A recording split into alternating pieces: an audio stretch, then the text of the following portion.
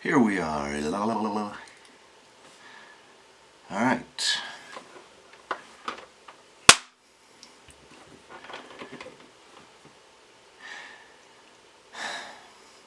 Hey everybody, and welcome to another Rebel Show. I hope everyone's having a great Sunday. It's super nice weather.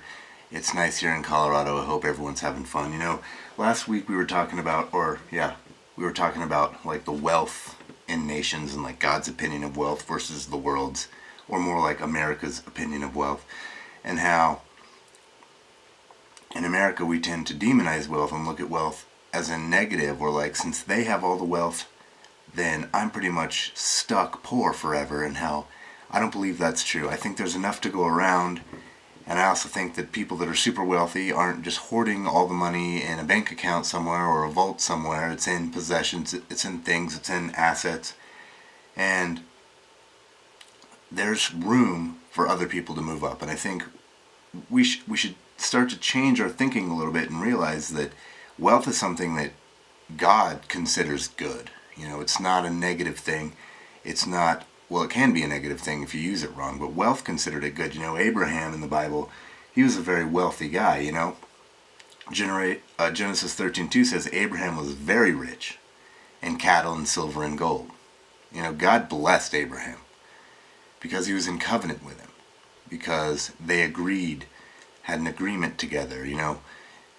And we, as born-again Christians, have covenant with God also. So those blessings that Abraham got apply to us. You know, the blessings of wealth. And you can use that wealth to influence people and to give or invest. You know, I know of a ministry that goes over to Uganda, and they have a bank over there, and those people in Uganda have an opportunity to come get loans and grow their businesses. You know, a lot of poorer countries, you can't just go get a job somewhere. You have to do something.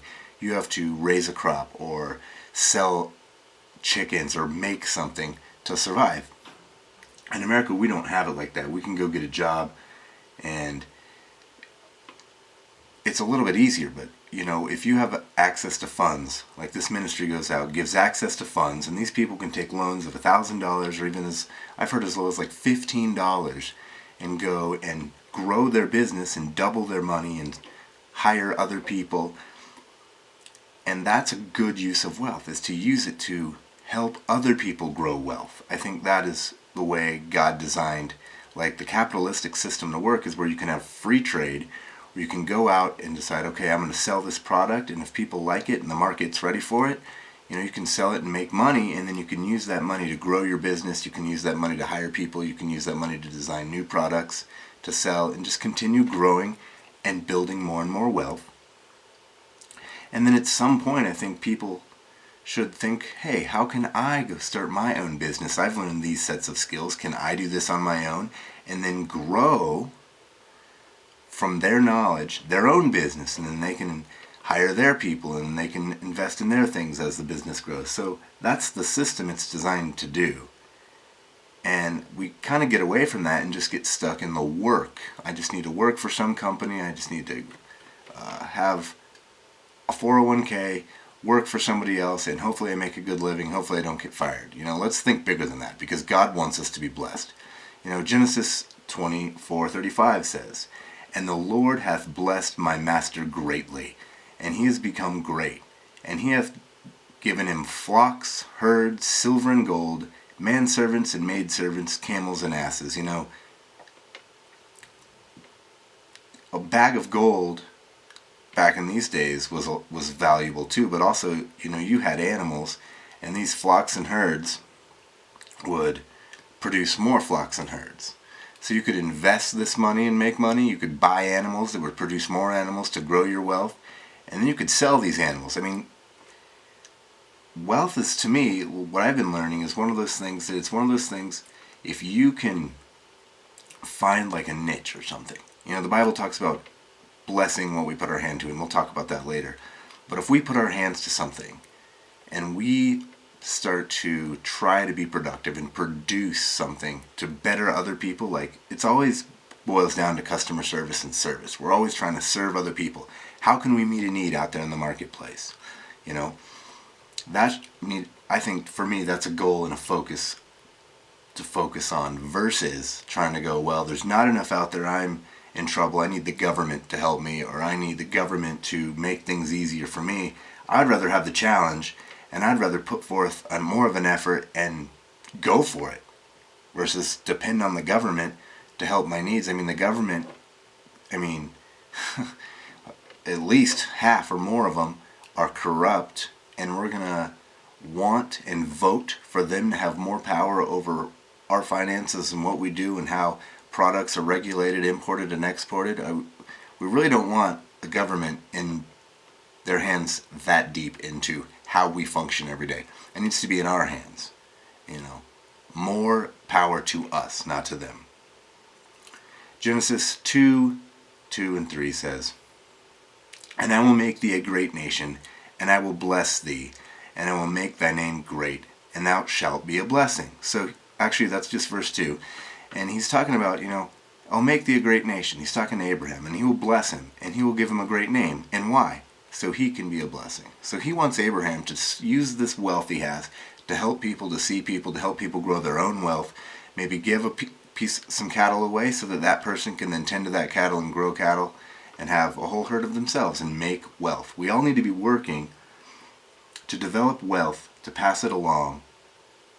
And, at some point we can get enough where we can help other nations. Other nations are in real trouble, and we, as a nation, can be wealthy, and we can influence them. Like this ministry I know about in Uganda. They're going over there and they're changing the nation because this bank can loan out to people. They don't have another way to get money or loans. So a bank like this is really helping. So let's move on. Proverbs 10:4. "He becometh poor that dealeth with a slack hand, but the hand of the diligent makes rich." The hand of the diligent makes rich. The slack hand becomes poor. This teaches diligence makes rich, or time and consistency. We all want to be rich right now. And we all want to see it right now. But really, it takes time and consistency and diligence. Saving money regularly, investing a little here and there as you get paid into some kind of a fund or some kind to retire on. And at some point, you will be wealthy. If you spend less than you make over a long period of time, you will have wealth, Working and spending less than you make over a long period of time makes one rich. It's just impossible. I mean, I've seen it in my life. If you just keep saving and keep spending less than you make and stay out of debt, that wealth grows. And it begins to grow quick. So it's not your boss or your income. It's you and your decisions. I lived for a while when I was younger, paycheck to paycheck, and I was like, man, if I could just make more money, I could get there. If I could just make more money, I could have the things I want. And at some point I decided, you know what? It's got to be in my hands. So I started reading and researching and finding that if I would just set aside money every time I got paid, then at some point, if I could discipline myself to that, then at some point I would get out of that paycheck to paycheck thing. And I did. And now I still save every single paycheck. I save a lot more than I started with because it's a big deal to me. The Bible says that a wise person leaves an inheritance to his children's children, and I plan to do that. And I think that's a goal. It's a godly thing to do, to leave something for your family. Proverbs 20:4 says, "The sluggard will not plow by reason of the cold. Therefore shall he beg and harvest and have nothing." So he won't work because of whatever excuse, so then he's going to have to beg and have nothing. It's not God's way. It's not God's way. But there's good news. You're not alone in this wealth thing. God has a part to play too. The Lord in Deuteronomy 28:8, you got to read Deuteronomy 28, like the first 13 verses, I think it is. They're just awesome blessings. And one of them is this: "The Lord shall command the blessing upon thee in thy storehouses, and in all that thou settest thine hand unto. And he shall bless thee in the land which the Lord has given you." Okay, so the Lord commands a blessing upon you in your storehouses and in whatever you set your hand unto. It's our job to learn and work with these principles. So God commands a blessing on what you put your hand to, and notice all that you set your hand unto. So you have to set your hand unto something. If we just sit at home and expect God to rain down cash, we're going to starve. It's fun talking about finances. I enjoy this because it's a journey I've put myself on, and I've learned a lot, and there's so much more to learn, so much more to grow. And I value people like Dave Ramsey, who can start with a simple plan and teach you some basic steps on how to move forward on this.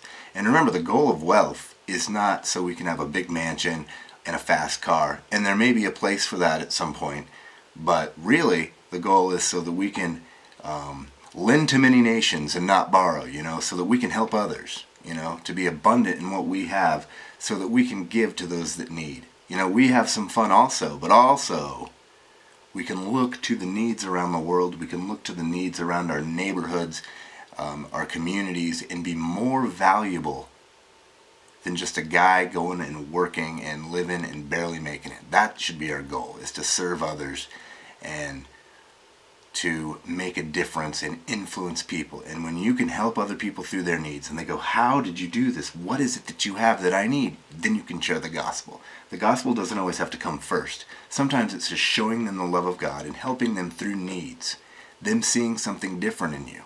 And at that point is where you can bring in what you know about the Lord. So I hope these talks were good. Thank you very much. All right. What are we at here? 12 minutes. So, bam. So why isn't it